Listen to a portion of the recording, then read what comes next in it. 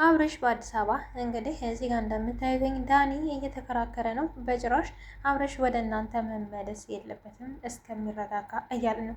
እኔ ግን ማለት ነው እንደኔ እስኪ የታዘበ የዳኒ መገልበጥ ያኔ ከሩታ ጋር ሆኖ ስንት ነገር ሲያደርግ እንዳልነበር ዳኒ አሁን ተገልብጦ ከአብርሽ ጎን ነው። ሩታም መስማትም ምንም ሀሳቧን መቀበል አይፈልግም።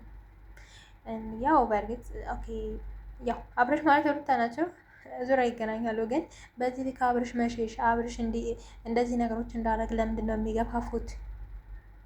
ዳኒ በዚህ ልክ ለምን ይገለበጣል በሩታ ላይ? በቃ ሩታ ምንም ሆነ ምን ታስፈልገዋለች? አብርሽ መሄድ አለባት።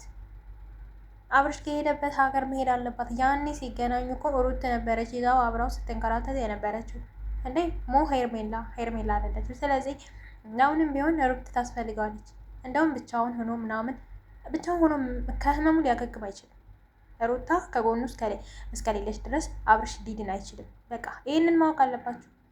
ወይ ሩት ወይ ደግሞ ሄርሜላ መሄድ አለባቸው። አብርሽ በዚህ ታይም ብቻው መሆን የለበትም። በቃ ፍትህ ለአብርሽ። እስኪ እናንተም የተሰማችሁን ሀሳብ አስተያየት ጻፉልኝ።